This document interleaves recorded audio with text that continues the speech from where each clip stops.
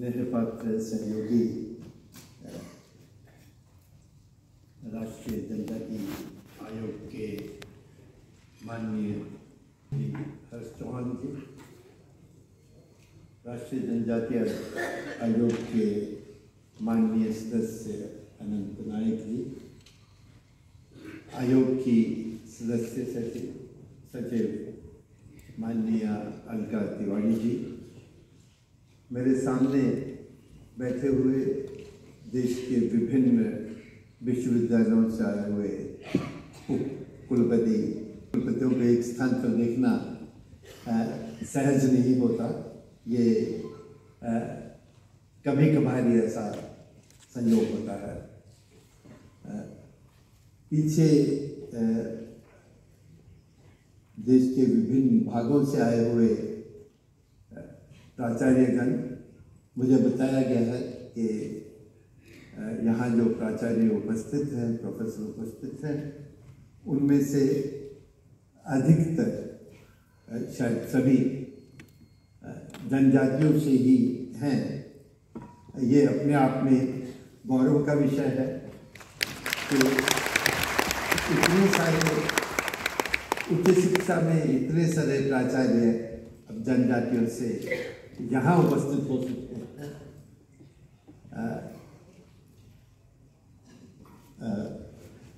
यहाँ मैं वनवासियों के साथ, जनजातियों के साथ मिलकर काम करने वाले अनेक सहयोगियों को देख रहा हूँ और पीछे अनेक सामाजिक कार्यकर्ता हैं जिनके सहयोग से ये जो इतना बड़ा प्रकल्प हर्षी चला रहे हैं वो संभव हो पा रहा है। आप सबका अभिनंदन, आप सबका स्वागत।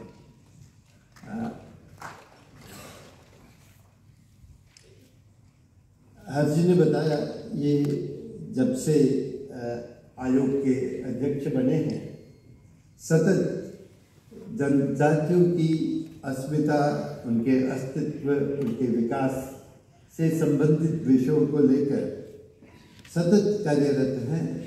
निरंतर कुछ न कुछ किया जा रहा है। इस प्रकार की ये थोड़ी बड़ी कार्यशाला हुई, 3-4 कार्यशालाएं इससे थोड़े छोटे स्तर की, मैं भी उनमें उपस्थित रहा हूँ। ये जो इतना उद्यम हो रहा है उसका एक कारण तो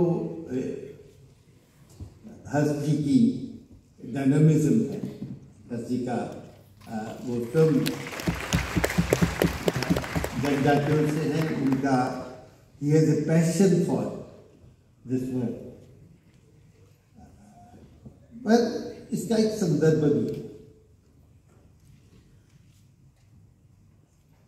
आपके पास पैशन भी हो, समय आने पर ही वो व्यक्त होता है, संदर्भ उपस्थित होने पर ही वो व्यक्त हो पाता है।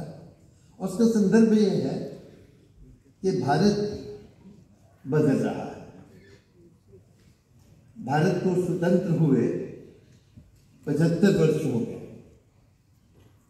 महात्मा गांधी ने कहा था कि स्वतंत्र होने मात्र से भारत अपने आप में पुनर्स्थित हो जाएगा, ऐसा मान के मत चलिए। बहुत लंबा समय रहा है भारत का इतर लोगों के अधीन रहने का, और उससे निकल कर आने में, अपने मन को, राष्ट्रीय चित्त को स्वस्थ करने में शायद 75 वर्ष लगेंगे। और वो 75 वर्ष अब पूरे हो गए हैं। लगता है कि भारत अब एक नई ऊर्जा से, एक नए स्वस्थ चित्त से आगे बढ़ने लगा है। इसके आसार सबोर दिखाई देते हैं। विदेश नीति में भारत का स्थान, आप कुछ और ना भी देखें, विदेश नीति से संबंधित, विदेशों से संबंधित कुछ अखबार भी देखते रहे तो आपको दिखेगा कि भारत का नाम अब अलग ढंग से लिया जाता है। अनेक संदर्भों में भारत का नाम आता अभी जैसे एप्पल जो आईफोन बनाते हैं उनका सप्लाई चेन में समस्या हो रही है, और वो समस्या कैसे उसका सुधार हो पाएगा, उसके बारे में जब एप्पल बात करता है तो उसमें भारत का नाम बहुत ऊपर आता है कि हम जो अन्य स्थानों में पर नहीं कर पा रहे हैं वो भारत में करने का प्रयास करेंगे। और इस प्रकार अनेक विषयों में, ये तो बाहर की बात हुई, देश में कहीं भी जाए आपको लगता है कि कुछ नई ऊर्जा है यहाँ। प्रधानमंत्री ने तो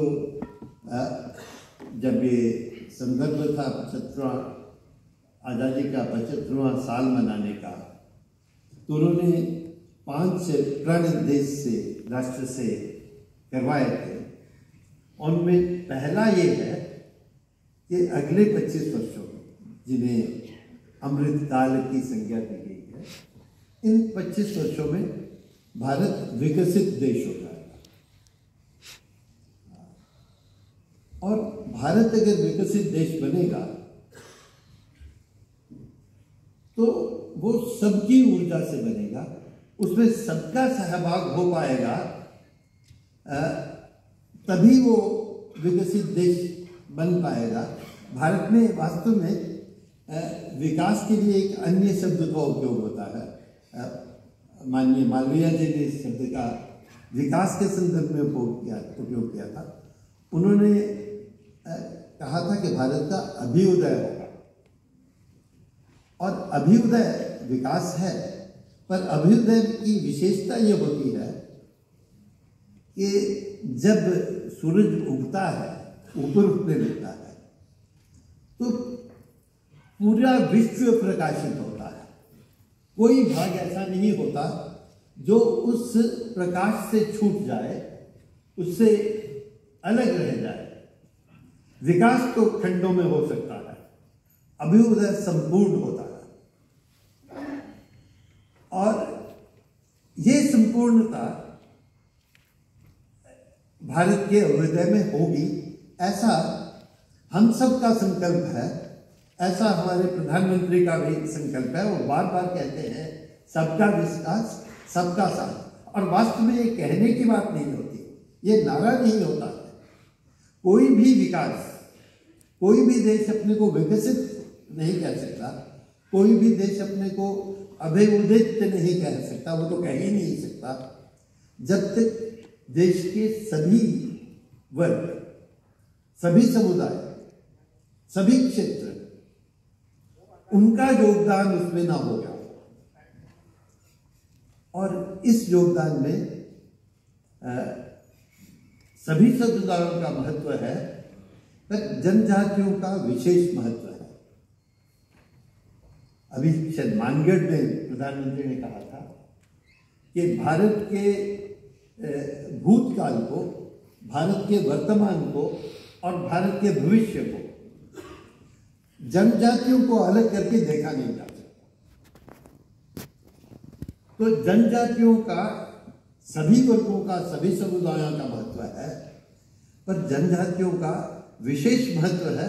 उसका कारण है अनादिकाल से जनजातियां भारत की जो सभ्यता की धारा है, मूल सभ्यता की धारा, उसको संजोकर उसको विशेष रूप में प्रकट करती रही हैं, अभिव्यक्त करती रही हैं। और ऐसा वो भारत के सुदूर छोरों में भी करके दिखाती रही। इसलिए उनका इतिहास महत्वपूर्ण है, उनके नायक महत्वपूर्ण है, उनके संत महत्वपूर्ण है, उनका भूगोल महत्वपूर्ण है, उनकी तकनीकें महत्वपूर्ण हैं। उन सबको संजोकर भारत का अभ्युदय होगा, उनको साथ लेकर चलना है।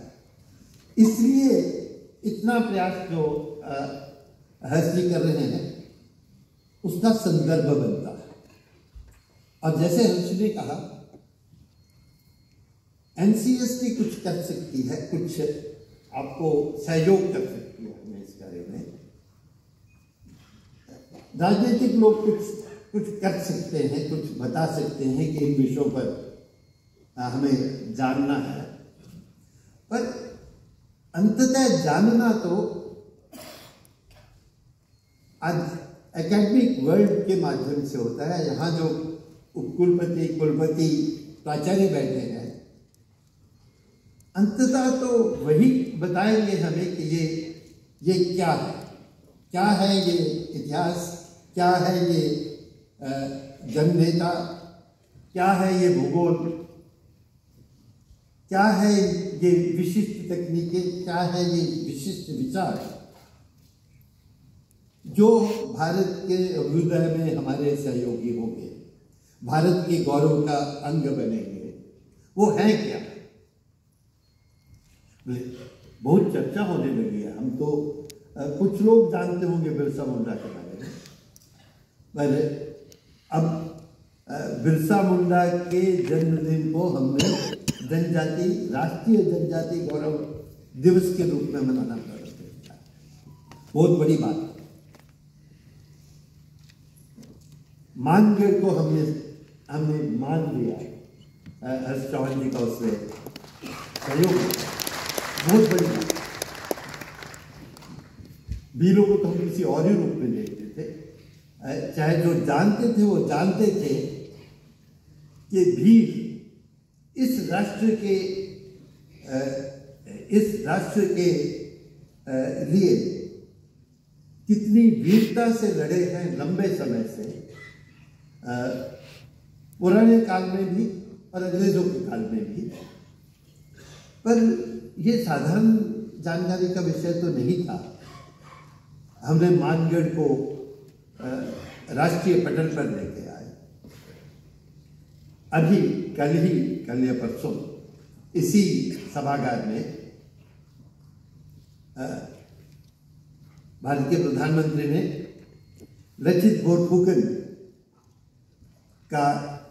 के उपलक्ष्य में नाम से यहाँ पर बड़ी सभा की, बड़ी बात। ये सब राजनीतिक स्तर पर, राज्य के स्तर पर ये हो सकता है कि ये दिशा संकेत हो जाए भी, ये महत्वपूर्ण आदमी है। लचित बोरफुकन महत्वपूर्ण है, राष्ट्र के महत्वपूर्ण व्यक्ति हैं।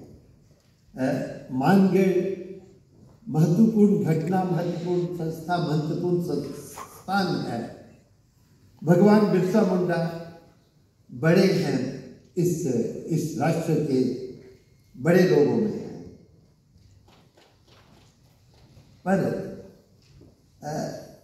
इसको स्थापित करना, ये तो जो लोग जिनका ये काम है, जो एकेडमिक जगत से जुड़े लोग हैं, उन्हें करना है ना। ये इस प्रदर्शनी में अनेकों जनजातियों के नेताओं के बारे में बताया गया होगा, नायकों के बारे में बताया गया होगा, पर ये जो बताएंगे प्रदर्शनी में, या जो भाषण में बताया जाएगा, या जो विकिपीडिया में छपेगा, उसका तो बहुत छोटा स्थान होता है। बिरसा मुंडा का इतिहास तो हमें लिखना पड़ेगा, उसके लिए आर्काइव्स में देखना पड़ेगा, ब्रिटिश रिकॉर्ड्स को देखना पड़ेगा, उसके लिए जहां वो पैदा हुए उस क्षेत्र को समझना पड़ेगा, उस समुदाय को समझना पड़ेगा, उस परिवार को समझना पड़ेगा जहां से उस प्रकार का व्यक्ति निकला। जिस प्रकार उनकी मृत्यु हुई, उन परिस्थितियों को लिखना पड़ेगा कि ये परिस्थितियां थी। वो अभी तो ये कह दिया जाता है कि वो जेल में थे और मर गए, उनके साथ और भी अनेक लोग मर गए, पर ये कोई सहज घटना थोड़ी हुई होगी।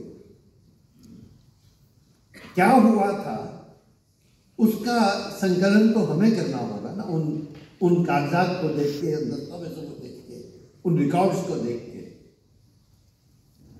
वो जो उन्होंने धर्म संप्रदाय चलाया वो क्या था, उसके मूल तत्व क्या थे और भारतीय संस्कृति में उसका क्या स्थान बैठता है, उसका विचार तो हमें करना होगा। और ये सब लिखकर ही, ये सब अनुसंधान करके, शोध करके ही नायक बना करते हैं। नायक तो होके चले जाते हैं, पर राष्ट्र उन नायकों का सम्मान इस प्रकार करता है, और ऐसा करने से ही ये स्थापित होता है कि हम केवल कह नहीं रहे हैं भगवान बिरसा मुंडा भगवान थे।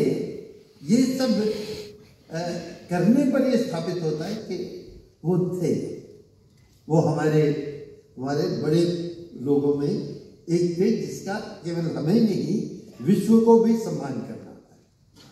और विश्व में सम्मान तब होता है जब हमारे जो विश्वविद्यालय हैं, हमारे जो प्राचार्य हैं, हमारे लोग वो ऐसा इतिहास लिखेंगे, ऐसा समाजशास्त्र लिखेंगे, ऐसा थियोलॉजी लिखेंगे उनकी, कि लोगों को समझ आने लगे कि ये भी एक मूवमेंट है, ये भी एक व्यक्ति है जिसका विश्व मानव धारा में योगदान है, भारतीय सभ्यता की धारा में जो योगदान है। और केवल वो बिरसा मुंडा के लिए नहीं, वो मानगढ़ के लोगों के लिए भी करना है, वो लचित बोरफुकन के लिए भी करना है। मैं क्योंकि अभी ICSR का अध्यक्ष हूँ, मेरे लिए ये कहना आवश्यक है, मेरे लिए हमारा ये काम है कि भारत में जो समाजशास्त्र होता है उसको कुछ प्रोत्साहित करें, उसकी कुछ दिशा दिखाएं, और ये बहुत महत्वपूर्ण दिशा है। पर हम तो ICSR can be only supportive. Ultimately, it is the vice chancellors and the professors and their students who will create the literature that New India needs. केवल इस संदर्भ में नहीं, प्रत्येक संदर्भ में ये करना होगा। जनजातियों के संदर्भ में आज हम बात कर रहे हैं, इसलिए जनजातियों की बात है, पर प्रत्येक संदर्भ में हमें rigorous, academically faultless, complete literature we have to create. Then we will be part of the growth story of India. तब हम इस विकास, ये जो सब जगह परिवर्तन देख रहा है, और राष्ट्र बहुत लंबे समय तक दबाकर नहीं रखे जा सकते। वो 75 साल हो चुके जिनकी महात्मा गांधी बात कर रहे थे।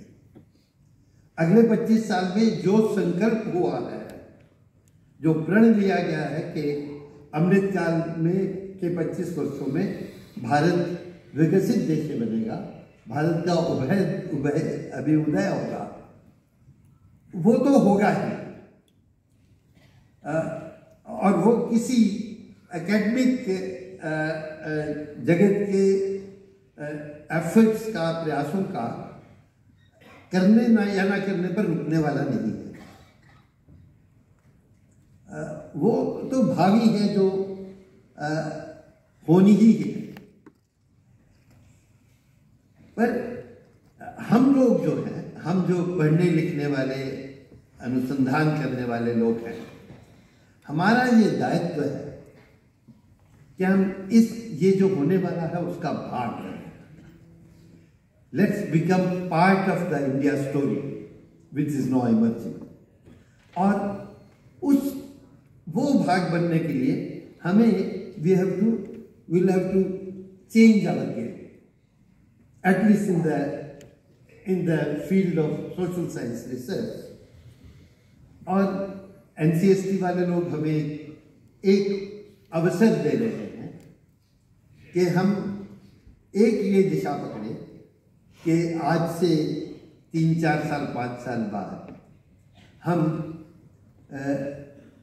हमारे विश्वविद्यालयों में 100-150 ऐसे थीसिस हो चुके हों जो भारत की जनजातियों की विशेष घटनाओं, विशेष नायकों, विशेष